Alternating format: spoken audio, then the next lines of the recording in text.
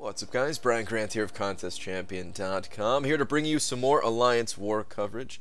This time my Alliance for Loki is going up against Inglorious-Nerds, and I'm bringing in Vision, Quake, and Gwenpool.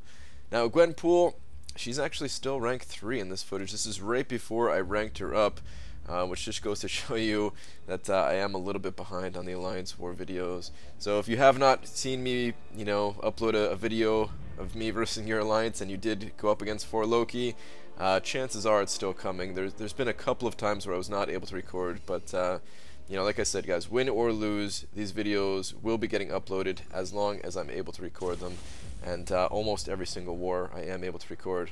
But anyway, on to this first fight. And by the way, you should definitely still watch. There's going to be some showing of the raw power of Gwenpool later on. Even at rank 3, just how powerful she is. But anyway, on to the first fight here. I thought it was going to be Electro, and it ended up being Quake. And Quake, not too bad at all. I got a few lucky stuns there, so that actually sped up the process quite a bit. But all in all, a very quick fight, and Quake is down in 18 hits with rank 3 Gwenpool. Gotta love it, guys. Got to love it. Of course, it's only a 4-star Quake, and it's on one of the beginner nodes. So, regardless of who you bring in, it's going to be a fairly quick fight. But, yeah, the power is definitely there. Again, you'll see some of that power later on as well. Okay, so this next fight, honestly, there's a lot wrong in this fight. First off, on this note, I'm always expecting someone like Magic or Nightcrawler, and the last few times I got burned when I tried to bring in Vision against Nightcrawler, so I'm like, alright, fine, I'll just bring in Quake.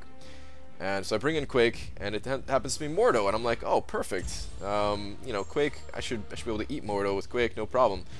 But the way I played this fight was all wrong.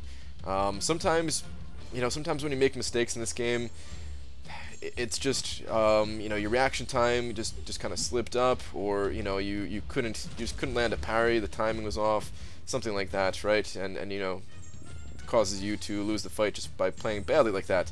And then other times you just fundamentally play the matchup poorly, and that's the case here in this fight.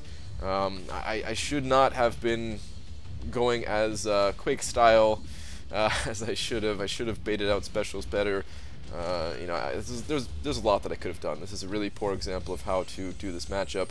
Luckily, the SP3 of Mordo is fairly weak, so with the class advantage and everything like that, that really didn't do a whole lot of damage to me, and I'm able to continue fighting here. But going forward, I've definitely learned how to fight Mordos a lot better since this upload.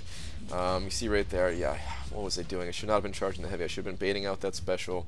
And then, yeah, finding other ways to charge up my heavy with Quake. It's not that you can't charge up your heavy with Quake. You just have to know the right timing against Mordo. It's very important. So, but in any case, I'm able to stay alive long enough. I'm able to take Mordo down. I'll have better footage against Mordos going forward. But yeah, that one is definitely not an example that you want to look at as how to fight Mordo. Now, next fight here is going to be the unblockable L2, and of course I'm used to seeing champions like Doctor Strange, the Hood, also very common, a couple other ones, but for the most part it's those two. And for the most part I do expect to see Doctor Strange here. He's still the most common for me. So either way, regardless of who it was, I was going in with Vision, going to try to power burn, try to dodge that first SP2 and then get some power burn in and control the fight. And luckily, Doctor Strange, he wasn't really interested in throwing his specials today, and I was able to get that first power burn off before he even threw a special.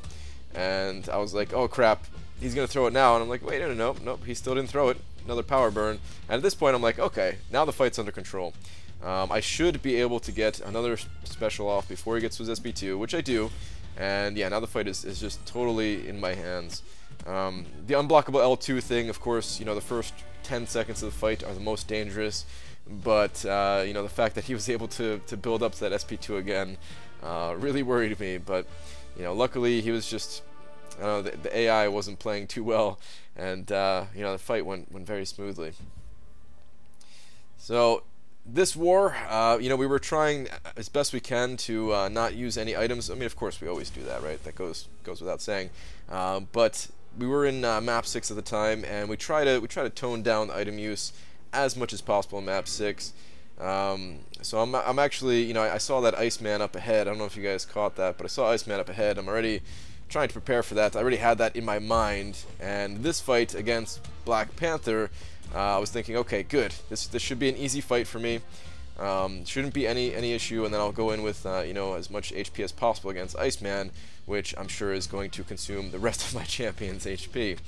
And I was already thinking about that during this fight, and this fight just didn't go well for me. I don't know. Maybe it was just because, you know, I had that next fight in my mind, or, you know, the timings were off, the reaction was off. This is an example of a fight that, you know, fundamentally went right, unlike the you know, the fight with Quake against Mordo, where it was just fundamentally wrong. This one was, you know, I was playing it the right way, the way I was comfortable fighting this matchup, and the way that I can usually get through it with minimal damage. But it's just one of those times where you know, you make mistakes. Your timing's off. You're having trouble baiting specials. I'm saying you, but I was having trouble baiting specials. But I'm sure you guys know what I'm talking about. It happens, right? I got clipped there by that SP1. It was just not good. I actually landed a few intercepts here, which I was pretty proud of. But aside from that, yeah, I lost way too much damage this fight.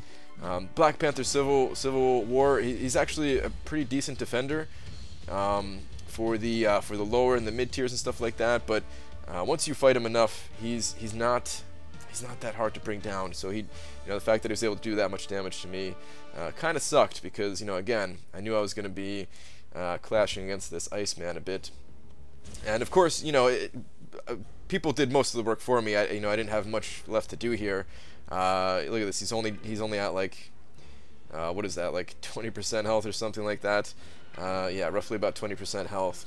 So I knew this. You know, I knew I had a reasonable chance of bringing him down, even with the class disadvantage. But I also knew that I was going to be taking significant amounts of damage here, and being able to carry that through to the next node was probably not going to happen. But as for this fight, like I said, only at 20% HP. He almost died there. I actually take a lot more damage just because I didn't finish him off in that one, you know, the last combo before it. But I am able to bring him down. If he was at full health, I would have not even come close. I would have died before he got to, you know, I probably would not even have done 20% health. And the only reason I was able to do 20% there is because I had Assassin amplifying that damage a bit more. But you can see my champions, they're very weak at this point. But again, you know, we're really not using items, or trying to not use many items, at least. A couple of, you know, sometimes even on the no item use rounds, I'll pop a potion or something like that. But usually I don't. So we have the power gain node here, and typically this is Magic or Hyperion lately. Those are the two most common champions that I see here, and it happens to be Magic. And I'm like, okay, you know what? I'm gonna die to Limbo. Let's just see what kind of damage I can do before I die.